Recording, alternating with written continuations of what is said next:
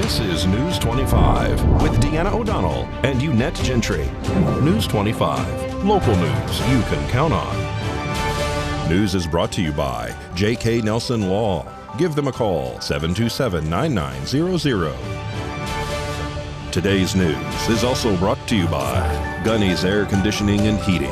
New service and repair. Call Gunny's 775-727-6800. All right. Hi. Thanks for joining us here on News 25. It's Thursday, December 23rd. We're looking like Christmas right here. Yay, green and red, yes. There you go. I'm Deanna O'Donnell. And I'm Unette Gentry, and it is the eve of Christmas Eve, and we hope you're staying warm and dry out there. Well, the Nye County Sheriff's Office is reporting a rollover crash on U.S. Highway 95 at mile marker 89 right now in Esmeralda County. The injuries are unknown, and the roadway is open. They are asking that all travelers drive slow and stay safe. And the Nye County Sheriff's Office staff currently has their badges shrouded in honor of Sheriff's Auxiliary Unit member Marilyn Tinsdale, who passed away this week. NCSO deputies will have their badges shrouded until her funeral as an honor to her 23 years of service as a volunteer for the Nye County Sheriff's Office. Tisdale was 81 years old and passed away surrounded by her family in her home. She was sworn in by Sheriff Wade Leeske in October of 1998 as part of the Community Action Team. That team morphed into the current Sheriff's Auxiliary Unit. And the Nye County Sheriff's Office is reporting that they received a generous donation today from an organization called Kyler's Kicks. The group donated gifts to the Nye County Sheriff's Office for children right here in our community. Kyler's Kicks is a nonprofit organization focused on healing through giving. The Nye County Sheriff's Office says that this donation is appreciated and will be distributed to those in need. And effective this January 1st, 2022, Nevada child restraint laws changed to require a child restraint system for children who are less than 57 inches in height and under 6 years old. In addition, the law requires children under 2 years old to be secured in a rear-facing child restraint system in the back seat of a vehicle.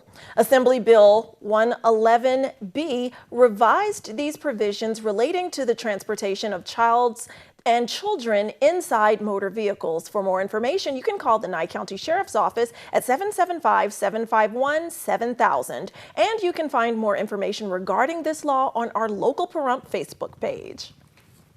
All right, stay tuned. We'll be right back with much more local news. You're watching News 25, the most recognized and farthest reaching local news in Nye County. News 25, local news you can count on. Welcome back. The Nye County Sheriff's Office will be getting a new tool to help fight crime, but it can do more than help officers spot criminal activity. Brad Francis has more. Nye County commissioners have approved spending nearly $200,000 to buy 87 thermal imaging cameras with integrated spotlights, similar to the ones you see here, to be installed on Sheriff's Office patrol vehicles. Captain David Barukowitz says the cameras will help officers spot criminal activity and assist in locating people during search operations. This equipment is replacing the spotlight on our driver's side patrol vehicles. And what it's doing is it's providing an LED spotlight that replaces the halogen ones. And on top of that, it gives us a thermal imaging camera that allows us on the MDC to see in the complete dark, for instance, out in a field, in a ravine, and be able to try to look utilizing the FLIR technology. There also would be the occasion of driving, for instance, through a dark neighborhood and being able to see that there's someone laying under the car in a driveway about to commit a burglary or having just committed a burglary. So it will be useful for prevention of crime when our guys are out in the middle of the night patrolling the neighborhoods trying to keep everybody safe. Commissioner Leo Blundo expressed some concerns about how the cameras might be used, fearing they might be used to look into people's homes. But Barukowitz says the cameras will only see in open air and cannot see through walls. I have a concern that this could potentially violate somebody's Fourth Amendment right of search and seizure because, correct me if I'm wrong, you'd be able to scan somebody's house looking for them, correct? It is not that way, no. Okay. It is not of significant capability to see through the walls. It's intended for open spaces. For instance, we tested it during the trials with like a bush, and you could just barely see in the bush the difference in color in the open areas of that bush. So what is your intended use for this item? To be able to locate people, for instance, you have somebody run out into the desert, which happens periodically, be able to see them. There are times where we have people that are lost in a ravine. It's in the middle of the night. We'll be able to immediately be able to look down into that ravine and look for heat signatures. It'll be utilized for those type of operations out in the patrol. District Attorney Chris Arabia says while there have been cases involving the misuse of such thermal imaging cameras, they could still be a useful tool for law enforcement. There was a Supreme Court case that had to do with detecting an image inside a house, and they considered that to be a search. But there's a lot of good uses that were outlined. So given how dark it is in a lot of places out here, I think that we should probably defer to the police as to what can help them. And if someone gets rescued because of this technology, then I think it pays for itself. And if someone's rights get violated, then their lawyer will take it up with the DA's office and the courts, and we'll figure out what to do from there. In the end, commissioners voted 5-0 to approve a bid submitted by MSM Public Safety for just over $198,000. That includes 87 LED spotlight and optic thermal imaging camera units, installation support, training, and technical support. The cameras would be wired into the in-car computers, allowing officers to view camera images on the computer screen. Captain Barukowitz says they hope to have the majority of these new cameras installed within the next 30 days.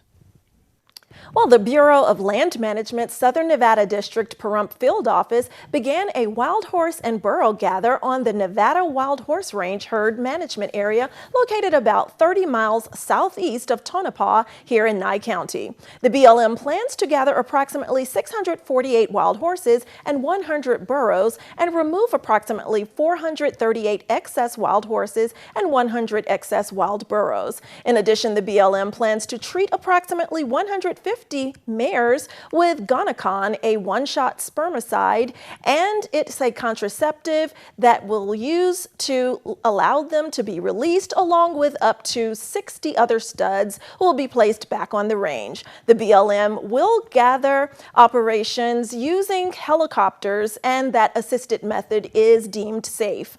The Nevada Wild Horse Range herd management area encompasses more than 1.3 million acres of public lands and lies entirely inside the Nevada Test and Training Range. The approximate management level for the Nevada Wild Horse Range herd management area is around 300 to 500 wild horses and 0 wild burros. As of March 1st of this year, the estimated population was 736 wild horses and 95 wild burros, which does not include the foals who were born this year. The current population estimate, including the 2021 foal crop, puts that herd management area at approximately 162% over the appropriate management level. The most recent gather was completed back in 2020. The BLM says by balancing herd size with what the land can support, the Southern Nevada District Office aims to address resources issues related to drought and extremely limited water sources and protect habitat for other wildlife species. Removing excess animals will enable significant resources to be allocated toward achieving the standards for rangeland health. All excess wild horses identified for removal will be transported to the Palomino Valley off-range wild horse and burro corrals located north of Reno. All excess wild burros will be removed and transported to the Axtell, Utah BLM off-range wild horse range and located in corrals, and that is in Axtell, Utah, where they will be checked by a vet and readied for the BLM's wild horse and burro adoption and sale program. And for more information on how you can adopt or purchase a wild horse or a burro, you can visit blm.gov. Well, hospitals across the country are reporting overwhelming numbers of COVID-19 patients. Cleveland Clinic says the vast majority of COVID-19 patients in the hospital are unvaccinated. But what about the rest? Dr. Amy Telleron treats people hospitalized for COVID-19 and says the rest are the vaccinated vulnerable. The vaccinated vulnerable are those patients that have received the vaccine, but they have underlying conditions that make them more vulnerable to still getting an infection that may still be severe. The vaccinated vulnerable can include older people, the immunocompromised like those with cancer, people who have had transplants, those with rheumatological conditions, and also anyone taking immunosuppressants or long-term steroids. It also includes people with lung disease like COPD and asthma, and heart disease, just to name a few. Some people with these chronic conditions may not have as robust of an immune response to vaccines, but the COVID-19 vaccine does help protect them against severe disease and death. While breakthrough infections in people who are vaccinated, do sometimes occur, vaccinated people are overall less likely to be infected. And if someone does experience a breakthrough infection, their illness is typically milder, preventing hospitalization or ICU care. It's important to remember the vaccinated vulnerable are at increased risk of infection from people who are unvaccinated. I encourage everyone, each of you, to claim your vaccine. We're lucky that we have vaccines available to us. So please do it to protect yourself. But if you don't want, if you're not as interested in protecting yourself, please do it to protect those that you love, your parents, your grandparents, your children, those that have medical conditions, and those that cannot get vaccinated. People who are vaccinated have better protection against COVID-19, as do their family, friends, colleagues, and community, because vaccination reduces the spread of the virus. So get vaccinated, and if you've already rolled up your sleeve, be sure to get a booster. All right, health and sports after the break. You're watching News 25, brought to you by Mountain West Lawyer, Injury Attorneys, 727-9500. News 25, local news you can count on. Welcome back to News 25. Well, in your medical news, we all know that bad habits can lead to medical issues, but did you know they can take years off of your life? In today's Medical Minute from Spring Mountain Medical, nurse practitioner Marquita Arajo explains how with a little help, you can kick some of those bad habits and enjoy a healthier, longer life. This Medical Minute is brought to you by Spring Mountain Medical, healthcare the way you've always imagined it. Hello, I'm Marquita Arajo with Spring Mountain Medical, your hometown health and wellness provider. Today I'm going to talk about fresh starts with your health. Health is the most important asset that we have. Oftentimes, though, our behavior stands in the way of protecting that asset. Smoking, excessive alcohol consumption, overeating, improper management of diabetes, and many more activities put you at risk for many illnesses that can be prevented by improving our habits and what we put into our bodies. If you've been putting off eliminating any of these habits or behaviors, we can help you start today with a full plan to renew your health. We have all the diagnostic equipment and training to help you get your diabetes under control, overcome alcoholism or drug abuse, and more. It's time to turn over a new leaf, and we can help. I'm Marquita Arajo, and this has been the Medical Minute brought to you by Spring Mountain Medical. Thanks so much. Well, if you need to use your phone in the car, there are ways to do it safely. Today, Josh Osborne from Great Computer Deals Tech Tip here in Pahrump explains how you can link your smartphone with your vehicle to enjoy hands-free convenience. Hi guys, Josh Osborne with Great Computer Deals. It's time for another quick tutorial, viewer question edition. One viewer asks how to use your smartphone responsibly in the car. Many cars nowadays have a great built-in system for connecting to your iPhone or your Android smartphone. And many of these are specific to one of these two options. But most cars nowadays should have a universal technology called Bluetooth. You've probably already heard of this before. If you haven't already, you need to sync your smartphone with your car's Bluetooth. Then when calls are either received or placed, you'll be able to talk undistracted. If you don't know how to sync your smartphone with your car, check out the user's manual, look for help online, or stop by our store, we can help. Keep in mind, legally you can't ever use your phone while operating a vehicle. I recently got a ticket for changing my music while at the stoplight. Lesson learned. Why trust a technician when you can trust a friend? Great Computer Deals is located at 1190 East Highway 372. Call us at 775-990-8833. All right, in your sports, do you know that our Lady Trojan basketball team remains undefeated and have moved to the top of the rankings? Doug Ferber has all that and more in your Thursday Sports Report.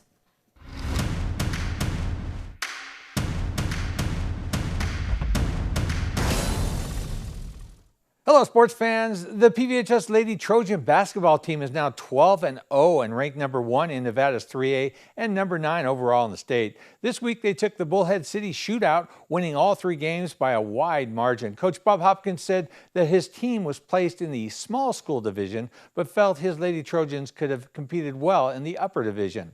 Nonetheless, it was a second tournament sweep for the PVHS team this young season. Hopkins said his senior, Taylor Wambecker, is a difference maker this season and recently in the tournament. Hey, Taylor's our floor leader on the floor. She's the only girl we had back from the team from 2 years ago that went 30-4. And the other kids look up to her, and she just does a great job distributing the basketball. She makes everyone better on the court. Wambecker was named Tournament Most Valuable Player, and her teammate Adriana Avina was named to the All-Tournament team. Avina has also proven valuable for the undefeated girls. Hey, Adriana Avina also made the All-Tournament team at the Bullhead City shootout.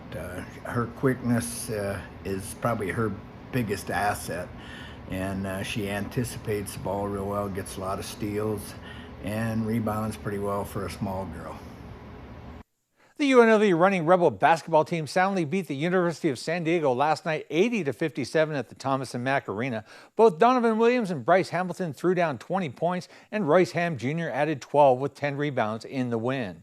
The Rebs have now won 4 straight and are 9-5 on the season. They host conference foes San Diego State on New Year's Day. Tip-off is set for 2 p.m.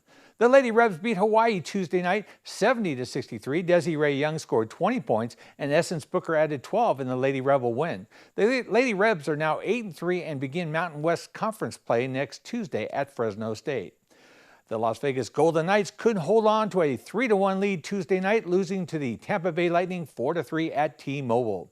By the way, the NHL has postponed its season until after Christmas, so as of today, the VGK will host Colorado at T-Mobile next Monday night. The puck is set to drop at 7 p.m. The Las Vegas Raiders, fresh off a thrilling 16-14 win in Cleveland on Monday, host the Denver Broncos on Sunday. Bronco quarterback Teddy Bridgewater will be unavailable, so for the second straight week, the Raiders are playing a team minus their field general. Bridgewater was on the concussion leave for Week 16. For the Raiders to make the playoffs, they will more than likely have to win their remaining 3 games. This season has had ups and downs for the Silver and Black, and the loss of their head coach and a key receiver this season has been hard on this team. Don't despair, Raider fans. There is still a chance at redemption. It all starts Sunday. Kickoff at Allegiant is set for 1:25 p.m. If you have any inspirational stories, athletes, or ideas, send me an email at dougf@kpvm25.tv. Have a Merry Christmas. Now back to the news desk. News 25 Weather Cam is brought to you by Lerner and Rowe Injury Attorney's Office in Pahrump. In a wreck, need a check? Call 702-877-1500. I'm dreaming of a wet Christmas. Well, it's white up there in Lee Canyon. We took And some it's pictures there wet. today. Some great snow happening up there, Yes, but they're it talking is. about some rain here. We'll find out more in a Yes. second. News 25 weather is brought to you by Dairy Council of Nevada. The splash of cream in your coffee, the dollop of sour cream on your burrito, the melted toasty cheese on your pizza. Undeniably delicious, undeniably dairy. Enjoy what's real. Hi, good evening, Nevada. It's John Kohler from the KPVM Channel 25 Weather Studios. Always nice to be right about the weather. We said rain, and yes, indeed, I have delivered. Behold, another weatherful day up and down the state of Nevada, 40 degrees. Dang near Fernley, Fallon, and Carson City. Tonopah, Goldfield, you didn't even get close. 38 degrees for a high, that's all you got. Well, some days are like that. 47 out in Beatty. Amargosa all the way up to 56 degrees. Vegas cruising past them, hit 60 today. Wonderful out in Death Valley, 64 degrees. Here in Pahrump, well, let's take a look at the current temperatures. 52 degrees is where we're settling in for the moment. We'll head down to 43 degrees for a low tonight. Sunset about 4:33. It'll be up tomorrow. bright and early at 6:52 a.m. We pick up another couple of minutes of daylight on this side of winter. Hooray, hooray. Every day better and better. A low tomorrow night, 43 degrees. Those south-southeasterly winds to 15 miles per hour. That's average gusts. We're going to see some big gusts tomorrow and some more rain in the afternoon. And how's it looking for the rest of the week? Cloudy. Sometimes big clouds, sometimes little clouds. Rain throughout the week. Just kind of expect it to hit your windshield here and there. Winds kicking up the next 3-4 days. 15 mile per hour averages continuing through like Monday. And looks like we're going to get another rain event on Monday that will be kind of gross. And then a couple days of reload. And Thursday, here it comes again. So rain, rest, rain, rest, rain. That's how it looks for the rest of the week. And that's how we're looking here in Pahrump. Back to the desk. Here's Deanna. First, I got to point out that we're wearing our cat lady pins. That is my Christmas present to Deanna for blessing me with Coop and China Lico. I'm adopting Cooper, and my best friend Adrian is adopting who she's named China Licorice, China Lico for short. So yeah, adopt everyone. And thank you, Desert Haven. Thank you so much, Desert Haven. Yes. We were going to take a quick look up at Lee Canyon. Yes. We just have a second when we're signing off right here. They do have snow up there. They're asking you to drive careful if you're going up there for the holiday. And those were some live shots a little bit earlier. Yes. And have a great holiday. I know you're not saying goodbye. Yes. Merry Christmas to everybody. Merry Christmas. Happy holidays, everyone. Good night. Good night.